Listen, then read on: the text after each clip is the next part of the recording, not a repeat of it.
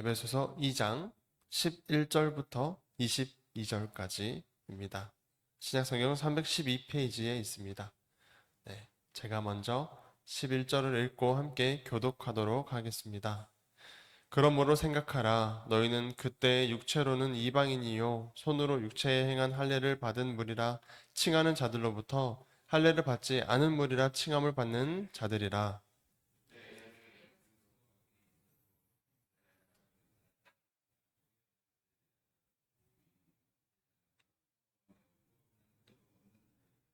이제는 전에 멀리 있던 너희가 그리스도 예수 안에서 그리스도의 피로 가까워졌느니라.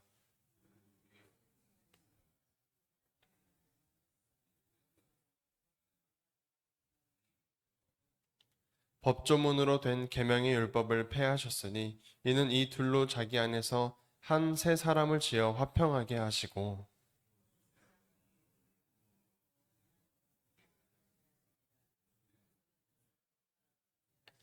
또 오셔서 먼 데 있는 너희에게 평안을 전하시고 가까운 데 있는 자들에게 평안을 전하셨으니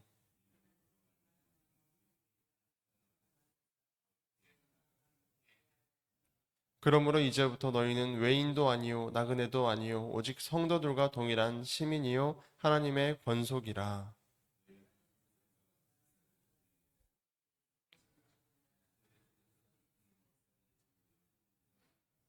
그의 안에서 건물마다 서로 연결하여 주 안에서 성전이 되어가고 너희도 성령 안에서 하나님이 거하실 처소가 되기 위하여 그리스도 예수 안에서 함께 지어져 가느니라. 아멘. 아멘. 에베소서 2장 9절까지를 보시면 우리를 사망에서 건져 구원하셨을 뿐만 아니라 하늘에 앉히시겠다라고까지 말씀해 주셨습니다. 그리고 이는 선물이고 은혜라 하시죠. 그러나 가벼운 선물이 절대 아니라는 것을 우리는 꼭 기억해야 합니다. 값없이 주셨다는 표현과 또 우리의 노력으로 구원받는 게 아니라는 표현들이 우리 간사한 인간들은 가볍게 들어버리곤 합니다. 그러나 절대 가볍지 않습니다. 예수 그리스도보다 귀중한 것이 없는 것입니다. 그분의 생명의 가치와 무게는 이 땅 전부의 생명보다 또 온 우주의 무게보다도 더 무거운 분이십니다. 예수 그리스도의 목숨으로 주신 선물이고 하나님께서 자신의 모든 것으로 구해내셨다는 소식이 우리에게는 선물인 것입니다. 영문도 모른 채 매일 범죄하며 살아가던 우리에게 하나님께서 자신의 모든 것으로 아버지께서 우리를 사랑하셔서 그렇게 살리셨다는 소식입니다.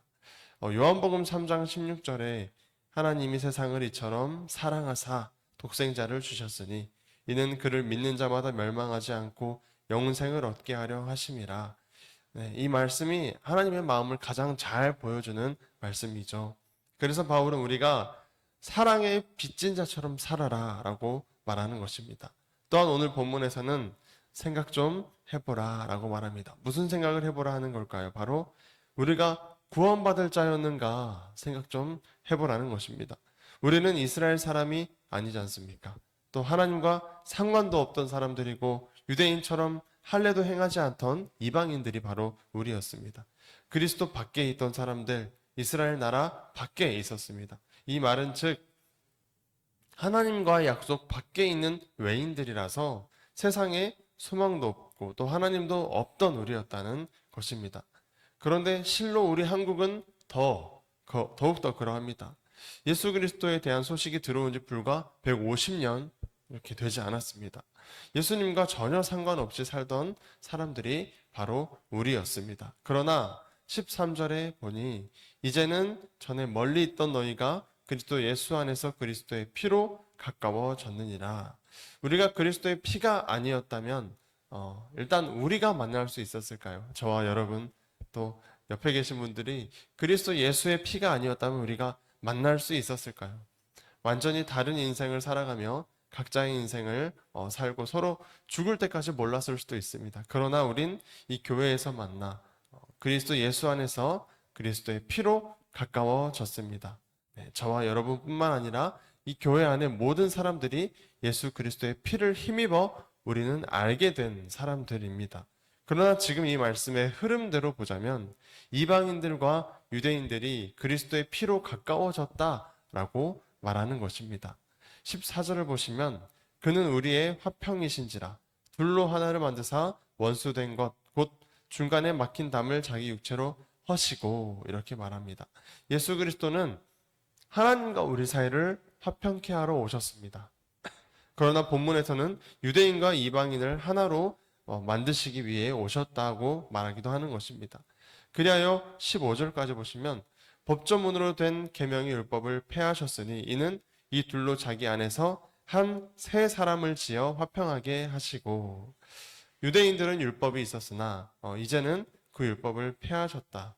폐하신 이유가 무엇인가 봤더니 유대인과 이방인이 예수 안에서 하나 되어 새 사람을 지으시려고 서로 화평케 하시려고 율법을 폐하셨다는 것입니다. 이 말씀이 유대인과 이방인들을 향한 말씀 같아서 우리에게 와닿지 않으실지 모르겠습니다. 그러나 여기 이방인이라 쓰여진 것이 바로 우리입니다. 율법이 있는 유대인들은 우리에게 너네는 왜 밥 먹기 전에 손을 씻지 않느냐? 왜 돼지고기를 먹느냐? 왜 기도를 안 하냐? 왜 말씀을 안 보냐? 왜 말씀을 안 외우냐? 또 너희가 안 좋은 일을 당한 것은 기도를 안 해서 그런다. 이런 말들을 이방인들에게 쏟아놓던 것이 유대인들이었습니다. 그리고 오늘날 우리에게 유대인들이 옆에 없지 않습니까? 유대인들이 옆에 없다 보니까 우리 자신이 유대인이 되어서 아픈 사람이나 또 안 좋은 일을 당한 사람에게 기도를 열심히 안 해서 그래. 이런 소리를 하곤 하는 그런 유대인처럼 되어버린 그런 우리의 모습도 발견하곤 합니다. 예수님께서 오셔서는 답답한 유대인들에게 도대체가 지금 그런 게 중요한 게 아니라 아버지의 뜻을 아는 게 중요한데 그 뜻이 바로 사랑이다 라고 몸소 예수님의 삶을 통해서 보여주셨던 것입니다. 이 사랑에 대한 말씀, 고린도전서 13장의 사랑에 대한 말씀들을 한번 읽어드리겠습니다. 사랑은 오래 참고, 사랑은 온유하며, 시기하지 아니하며, 사랑은 자랑하지 아니하며, 교만하지 아니하며, 무례히 행하지 아니하며, 자기의 유익을 구하지 아니하며, 성내지 아니하며, 악한 것을 생각하지 아니하며, 불의를 기뻐하지 아니하며, 진리와 함께 기뻐하고, 모든 것을 참으며, 모든 것을 믿으며, 모든 것을 바라며, 모든 것을 견디느니라. 아멘. 우리가 사랑하며 살아가자. 예수께서 사랑을 보여주셨다라는 것은 이러한 사랑들을 우리가 보여주셨고 또 따라가야 한다는 것입니다. 유대인과 이방인이 서로 하나 되어야 함을 말했지만 오늘날 우리에겐 우리와 우리 주변 사람들과 하나 되어야 하는 것입니다. 그러라고 예수님께서 피를 흘리셨습니다. 사랑하는 것이 하나님의 뜻이기에 제발 좀 그렇게 살라고 몸소 보여주시며 십자가에 못 박히셨습니다. 친구를 위하여 못 박히는 삶을 살라는 것입니다. 친구를 위하여 죽어주는 삶을 살아야 한다는 것입니다. 예수님께서 요한복음 15장 13, 14절에 말씀하십니다. 사람이 친구를 위하여 자기 목숨을 버리면 이보다 더 큰 사랑이 없나니 너희는 내가 명하는 대로 행하면 곧 나의 친구라. 이렇게 말씀하시면서 예수님께서는 우리에게 너희가 나의 친구라 라고 말하며 너희를 위하여 내가 죽겠다고 하신 것입니다. 이것이 하나님의 뜻이었고 마음이었던 것입니다. 계속해서 본문 16절의 말씀도 보겠습니다. 또 십자가로 이 둘을 한 몸으로 하나님과 화목하게 하려 하심이라. 원수된 것을 십자가로 소멸하시고. 예수님께서 십자가에 죽으신 이유가 또 나옵니다. 원수처럼 살았던 이방인과 유대인, 오늘날은 우리와 또 원수 같은 우리 주변의 사람들, 우리가 하나님과 화목하게 되는 방법은 바로 원수와 한 몸이 되는 것입니다. 그래서 원수를 사랑하라고 하신 것입니다. 그냥 착하게 살라고 내 이웃을 내 몸처럼 사랑하라 라는 말씀이 아니라 그리하면 하나님과도 화목하게 될 것이다 라는 것을 알려주시기 위해서 그리하라 말씀하신 것입니다. 그로 말미암아 우리와 또 우리 원수 같은 이웃들과 한 성령 안에서 아버지께 나아감을 얻게 하려 하심이라는 말씀이었습니다. 하나 되어야 한 성령 안에서 아버지께 나아감을 얻게 됩니다. 우리가 하나 되지 않으면 한 성령 안에 거하지 못하고 아버지께 나아가지도 못하고 아버지와 화목하는 것도 못하게 되는 것이 이 말씀인 것입니다. 우리가 우리의 노력으로 어떤 밤새 기도하여서 금식하여서 또 헌신하여서 아버지께 나아가는 것이 아니라 이렇게 해서 아버지께 나아가는 것이 아니라 원수 같은 이웃들과 하나 됨으로써 하나님과 화목하게 되어진다라고 오늘 말씀은 알려주고 있는 것입니다. 19절부터는 이제부터라고 말하며 하나 된 너희들은 이제부터 하나님의 권속이다. 하나님의 것이다. 네, 사도들과 선지자들의 터가 건물을 짓기에 알맞게 이렇게 다져졌고 또 그 위에 첫 모퉁이 돌 되신 예수님께서 첫 모퉁이 돌이 되셨고 그 돌이신 예수님께 옆으로 붙어가며 커다란 집이 세워져 가는 것입니다. 이제는 너희는 그렇게 세우심을 입은 자들이다. 그 모퉁이 돌이 되신 예수님과 함께 하나님의 성전으로 하나님의 거하실 처소로 세워져가는 한 사람 한 사람이라고 말을 하는 것입니다. 21절과 22절을 함께 읽어보도록 하겠습니다. 21절과 22절입니다. 그의 안에서 건물마다 서로 연결하여 주 안에서 성전이 되어가고 너희도 성령 안에서 하나님이 거하실 처소가 되기 위하여 그리스도 예수 안에서 함께 지어져 가느니라. 아멘. 우리는 뭐가 중요한지 깊이 생각해 보아야 합니다. 교회 안에서 뭐가 중요한지를 놓치면 우린 유대인과 같은 사람이 되는 것입니다. 그리고 그것은 먼저 된 자가 나중되고 나중된 자가 먼저 되는 결과로 우리에게 나타날 것입니다. 당장 우리에게 중요한 것을 확실하게 말씀드리겠습니다. 갈라디아서 6장 15절에 확실하게 말합니다. 할례나 무할례가 아무것도 아니로되 오직 새로 지으심을 받는 것만이 중요하니라. 우린 새로 지으심을 받는 것만이 중요한 것입니다. 우리가 서로 당신은 왜 기도를 안 하나, 당신은 왜 봉사를 안 하나, 당신은 왜 헌신하지 않나, 이런 게 중요한 게 아니라 각자가 예수님 안에서 지어져 가는 것이 가장 중요하다라는 것입니다. 그 지어져 가는 것이 바로 하나님의 권속들의 모습인 것입니다. 전에 한번 말씀드렸듯이 포도나무에 연결된 사람들의 모습인 것입니다.